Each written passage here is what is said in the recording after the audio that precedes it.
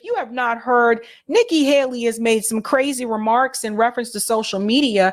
Apparently, Nikki Haley wants to invade our privacy. Listen to this. Nikki Haley says every person on social media should be verified by their name because of national security. I can't make this up, folks. Listen to this. When I get into office, the first thing we have to do, social media accounts, social media companies, they have to show America their algorithms. Let us see why they're pushing what they're pushing. The second thing is every person on social media should be verified by their name. That's, first of all, it's a national security threat. When you do that, all of a sudden people have to stand by what they say, and it gets rid of the Russian bots, the Iranian bots, and the Chinese bots. And then you're going to get some civility when people know their name is next to what they say. Accountability. And they know their pastor and their family member is going to see it. It's going to help our kids, and it's going to help our country. When I get into office, So what's really interesting about this statement, two things. Number one, she wants everyone to use their real name and that our accounts need to be verified, but she doesn't use her real name. This is the thing that cracks me up about this. Really, Nikki? You don't use your real name, but she wants you to use yours. This also reminds me of some next level Patriot Act kind of stuff, you know, like now, Nikki, now you kind of sound like Hillary Clinton a little bit. It was Hillary Clinton approved the Patriot Act. This is getting spooky and creepy, okay? I already had issues with your policies anyway, but now it's gotten to the point where you want to invade our homes. You want to invade our privacy. This is very sneaky and skeptical, and I really don't think that Nikki herself either is really trying to win. We'll get into that in just a second, but Bobby D brought this up. I thought this was pretty hilarious. Wait. Nikki Haley wants every social media company to find out the user's real name, but Nikki Haley is not her real name. Welcome to Clown World. At least it's Friday. Glenn Greenwald was not too happy with this. So I want you to get his take on this, because this is wild. This is the second time I've seen Glenn Greenwald basically ratio the hell out of Nikki Haley, because people want more privacy, right? Like, again, I feel like she's not aligned where some of like the right-wing voters are and some of the leftists are, which is we don't want the censorship. We don't want invasion of our privacy. We don't want you spying on us. I didn't approve of the Patriot Act. So things like that. And I feel like, again, she's trying to be like this George W. Bush neocon politician. And I don't think that works today. Let's get into what Glenn Greenwald had to say here.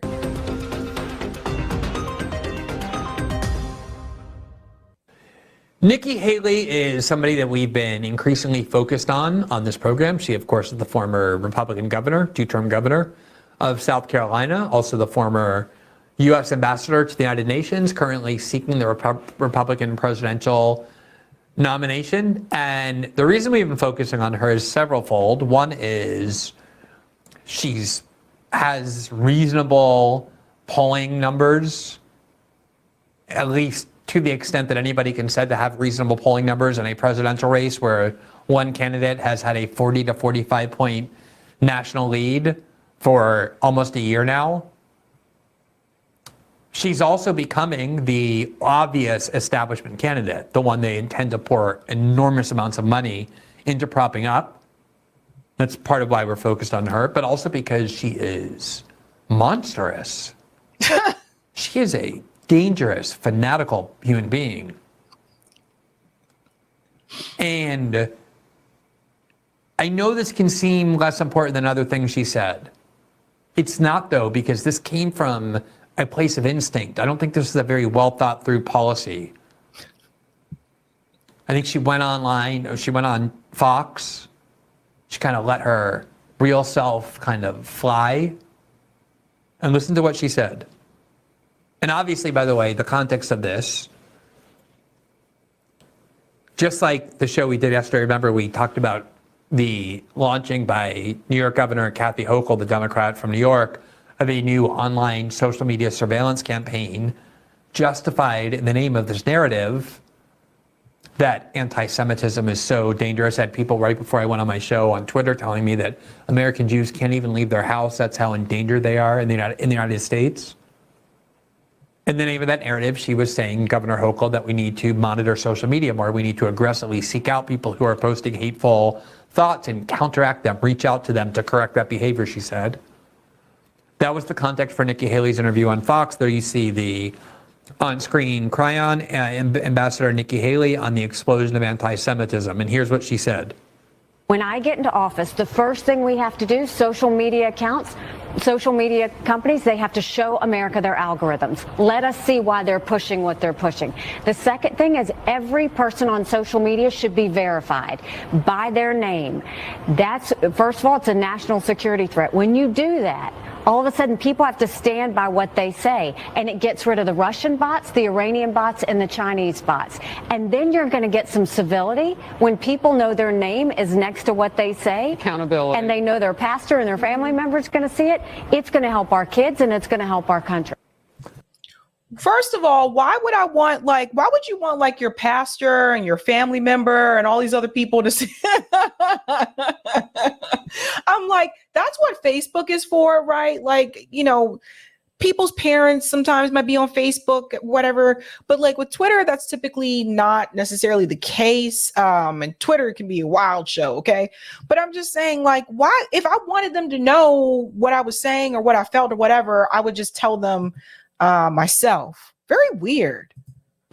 First of all, I can't tell you how many times Nikki Haley speaks and in the middle of her sentence, she just throws in this phrase, it's national security.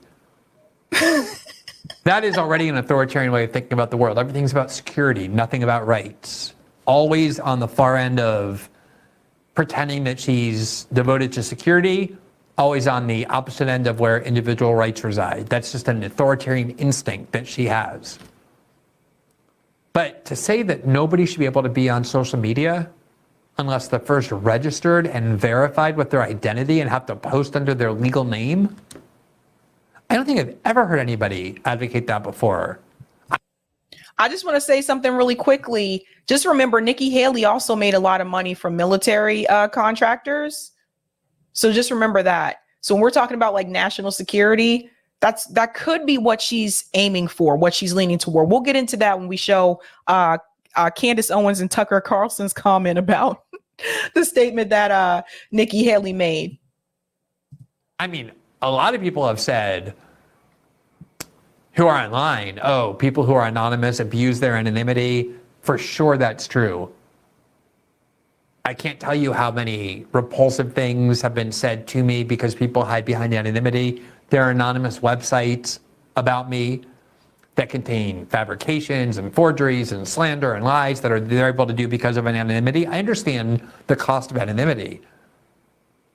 But anonymous free speech is crucial. The ability to speak under a pseudonym or under anonymity, especially in a climate like we have where people get fired routinely for expressing their views or worse, is crucial. And the irony of it is that what shaped our Constitution were the Federalist Papers. Those were the arguments that were advanced by people like Alexander Hamilton and James Madison to argue in favor of the U.S. Constitution and the enactment of the American Republic, and they used pseudonym Publius for doing so.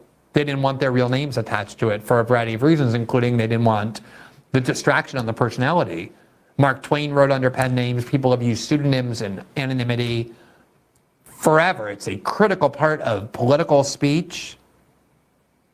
And yet it wasn't actually the first time Nikki Haley has said this. So while a lot of people, including myself, will rant and rave against cowardly idiots who exploit anonymity for nefarious ends, I would never dream of wanting a law to prohibit it. Because the benefits of speaking of allowing people to speak anonymously, to empower people, to enable them who might be endangered in some way in other countries, in our country, if they speak out, is so much greater the benefits are than the cost. What if you're a victim of domestic violence?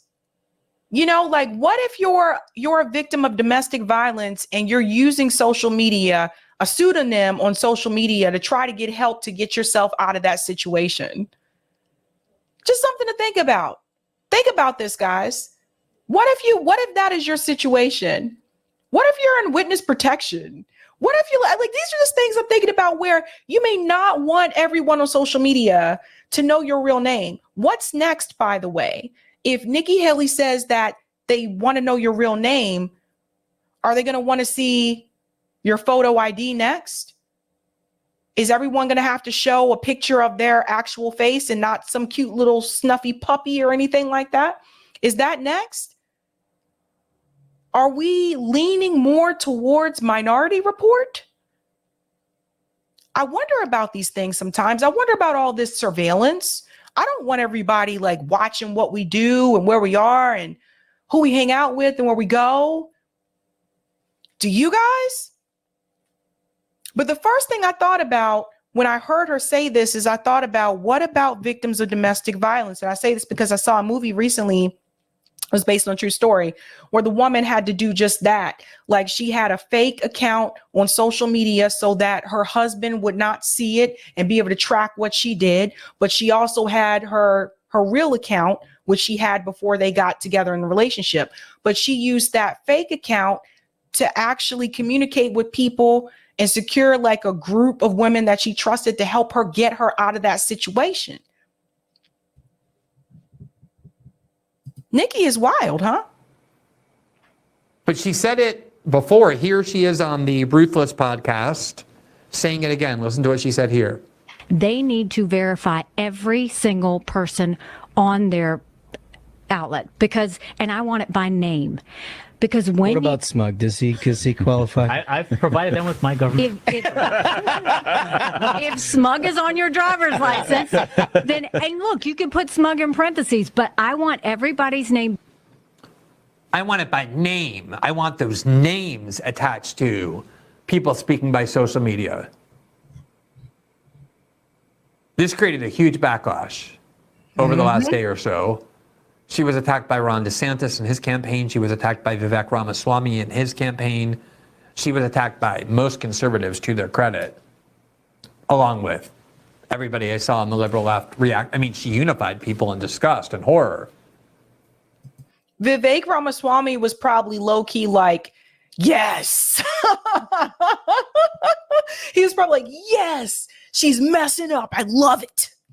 Here she is trying to walk this back. She went on to CNBC earlier today and tried to pretend that she was only talking about foreigners, even though it makes no sense. But even in this interview, she kind of repeated the same thing in the attempt to walk it back. Listen to what she said.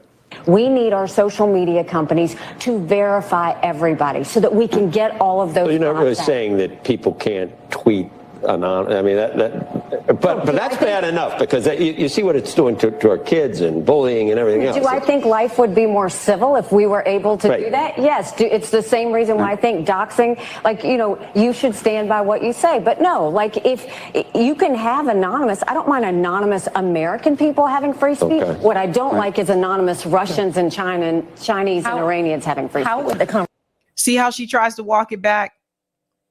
This is the dumbest thing I've ever. So this rule is only going to apply to people from those three countries. No, obviously that's not what she said. That's not what she meant. And this doesn't, how would you only be able to force Russian and Chinese and Iranian people to use their names? How would you know they're Iranian, Russian, and Chinese unless you knew everybody's identity? She felt like she had to step back from the controversy, but she still wants that policy.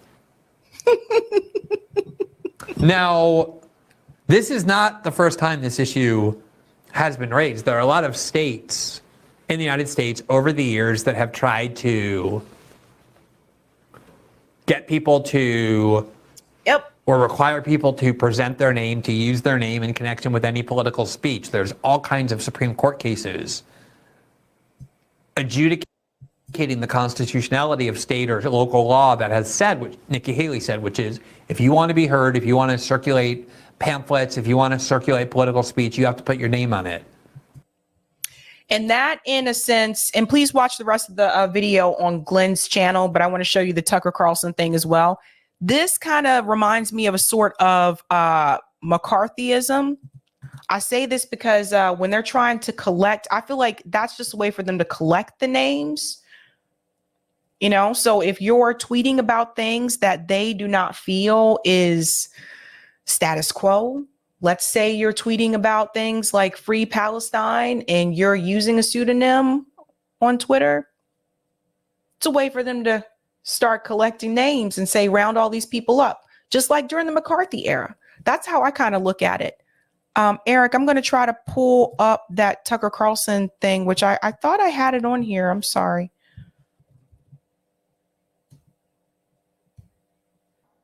Here it is. Okay, here it is. I just want you to hear what Candace Owens said, what they said about Nikki Haley. So this is, thanks for the timestamps, 2305. Some of you are watching this and you're like, Sabby, you don't have timestamps. I don't. I know I suck. I don't do timestamps because I do the clips. But if enough people like bug me, I'll do timestamps. That's how I work. Okay, listen to this. Having a news story or a public conversation defined by emotion is that it allows the people in charge to change our lives and to take away our civil liberties because we're so distracted by the rage that we feel or the sympathy that we feel. I mean, these are some good feelings too, but we can be manipulated during moments like this. Here, case in point, here's a woman who is running for president, the former governor of South Carolina, Nikki Haley, explaining that because of these attacks on October 7th, the rest of us need to register with the government in order to express our opinions online. Here she is. When I get into office, the first thing we have to do, social media accounts, social media companies, they have to show America their algorithms. Let us see why they're pushing what they're pushing. The second thing is every person on social media should be verified by their name. That's, first of all, it's a national security threat. When you do that, all of a sudden people have to stand by what they say, and it gets rid of the Russian bots, the Iranian bots, and the Chinese bots. And then you're going to get some civility when people know their name is next to what they say. Oh, by the way, I guess all the other bots are okay. So Nikki Haley, this has been noted online, but it's not her real name, of course. It's a pseudonym. And so she's not even using a real name and telling us that we have to register with the government under our real names in order to give our opinions. That's obviously contrary to the First Amendment. I don't know why the anchor didn't say something about it to her, but sort of nodded, oh, it's accountability. But it's fascism, actually. So, like, why isn't Nikki Haley getting laughed off the stage? Well, Nikki Haley is someone that I would describe as radical. She's a radical in this moment, and she's trying to present her opinions as not radical by hiding behind a terrorist attack, and it's not going to age well. So right now in this moment, people are like, this rhetoric is totally fine. You're going to look back in a year, and people are going to say, actually, this was kind of crazy, some of the things that she said. You know, she, in my view, has become increasingly radical every time she even hits the debate stage. I don't even know, what country she's running for president in. Right. And I think Vivek Ramaswamy called her out accurately. And based on even my own personal experiences with her, which I've documented on my podcast, as somebody who isn't looking to actually win president, doesn't want to become president of the United States. What she's looking to do is to secure certain contracts after she leaves the stage and she loses. And so for her, the motive are relationships that she's going to build and money that she's going to earn, as best evidenced by the fact that when Nikki Haley left her ambassadorship, she was broke, and now she's a millionaire, multimillionaire. And you have to ask how that happens. And Vivek Ramaswamy has had the courage to talk about her contract with Boeing. So her concerns are not about American citizens whatsoever, which is why it's all about sort of kowtowing to the person that I think that she believes, or to people that she believes can write her the biggest checks. That's been my assessment of Nikki Haley from the very beginning. It's still my assessment now. Take it or leave it. You know what? I think that was well said. I don't usually agree with Candace, but she's right on the U.S. intervention, not intervening in other countries, which we covered the other night. And she's also, I think, right on this particular issue as well, that this is Nikki just trying to gear herself up for more weapons contract deals, more some type of intelligence agencies deals that she can get there, and that maybe she's not really actually running for president. She's just trying to move on to her next payday. I think that's an accurate way of putting it. Thank you, Janice. That's a First Amendment issue.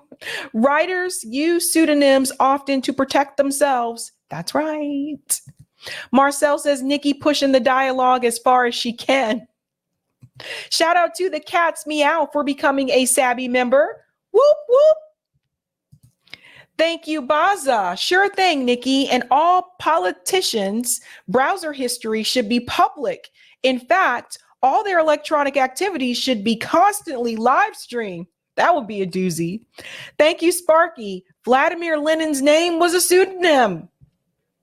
Thank you for this as well. Nikki Haley seems like one of those tattletale girls from elementary school.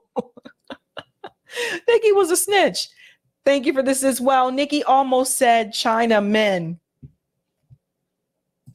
Thank you, Victor. She's the sibling with the unplugged controller. You guys are bad. Miguel says, do timestamps, LOL, JK. I know, like, maybe like 3 people have asked me to do that. So that's kind of how I work. Like, if more people ask me to do something, then I'll consider it. But if it's just like one person or like, I'm just like, yeah. Thank you, Penny. Why are pro-life people bloodthirsty warmongers? I don't know, Penny. Thank you, Sparky. I remember girls in 3rd grade who always volunteered to take names of anyone talking or misbehaving while the teacher was out of the room. I remember people volunteering to do that too. I always thought that was weird. Like, and also the teacher's like, why would you let the student do that? Thank you, Ling Ling. Sabby, thank you. You and Bree are my only news sources. I saw you wear a Sublime shirt the other day and I just knew you were a real one. Oh, thank you. Down here at the pawn shop,